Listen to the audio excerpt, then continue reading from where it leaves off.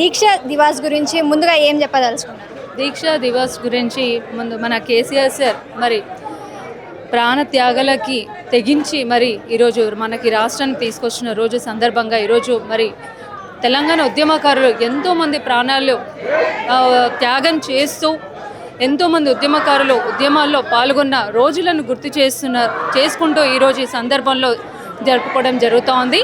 అలాగే మరి మన ప్రభుత్వం ఉన్నప్పటి రోజులు ఎలా ఉన్నాయి, ఇప్పుడున్న రోజులు ఎలా ఉన్నాయి అనేది కూడా గుర్తు చేసుకుంటూ ఒక్కొక్క విషయంలో సందర్భంలో ఎలాంటి ఉద్యమకారులు ఎలాంటి సందర్భంలో ఉద్యమాలు చేసుకుంటూ వాళ్ళు ఒక ట్రాక్టర్లో వెళ్ళడము లేకపోతే ఒక బస్సులో వెళ్ళడం అలాంటి టైంలో మేము ఉద్యమాలు చేసుకుంటూ డొక్క డోలు కట్టుకొని ఆ విధంగా ఆకలి కడుపుతోండు కూడా మేము తెలంగాణ రావాలన్న ఉద్యమాల కోసం మేము భార్య పిల్లలను కూడా టైం ఇవ్వకుండా అలాంటి త్యాగాలను చేసుకుంటూ ఎంతోమంది ముందుకు మేము ఈరోజు కనిగట్టుకొని తీసుకొచ్చిన తెలంగాణ అంటూ చాలామంది గుర్తు చేసుకుంటా ఉన్నారు.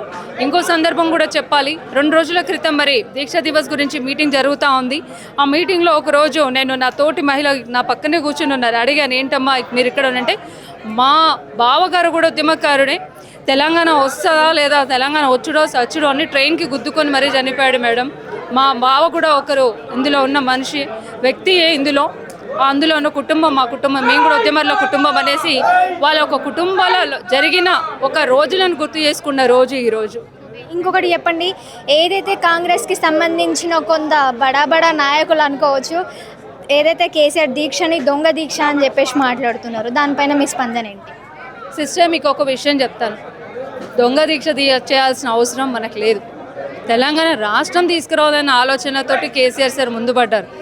అట్లాంటి దొంగ బుద్ధులు దొంగ మాటలు వచ్చేటివన్నీ రేవంత్ రెడ్డి గారికి వస్తాయో కానీ మా ప్రభుత్వంలో ఉన్న మా గవర్నమెంట్లో ఉన్న మా తెలంగాణ ఉద్యమకారులు ఉన్న వాళ్ళందరితో పాటు కల్వకుంట్ల కుటుంబం యావత్ ఫ్యామిలీ కూడా ప్రతి ఒక్కరు ఉద్యమంలో పాల్గొన్న వాళ్ళే తప్ప అలా అని ప్రతి ఒక్కరు మనకు యూనిటీగానే వచ్చిన రాష్ట్రం తెచ్చుకున్న రాష్ట్రాన్ని తప్ప దొంగ పనులు దొంగ బుద్ధులు దొంగ గుళ్ళు అంటే దొంగ ఓట్లు వేసుకుంటూ వస్తుంది. ప్రతి గుడి మీద ఓట్లు వేస్తాడు. మరి ఆ దొంగని ఏ దొంగ అని అలా చెప్పండి, మీరే చెప్పండి. సో ఇది పద్ధతి కాదు. ఆ త్యాగం చేసి ప్రాణాలకి తెగించి తెచ్చుకున్న రాష్ట్రాని కోసం మనం గుర్తు చేసుకుంటా ఉంటే నరం లేని నాలుగు కాదు 100 మాటలైనా మాట్లాడుతూ ఉంటుంది. నోరు అదుపులో హద్దులో పెట్టుకుంటే బాగుంటుంది అనేది నేను ఆ ఉద్దేశం. ఇంకొకటి కవిత గారు, 3 అక్షరాల పేరు కేసీఆర్ ఉన్న పేరుకి దమ్మెంతుంది అని అంటే ఏం చెప్తారు? పవర్ ఎంత ఉంది అంటే ఏం చెప్తారు?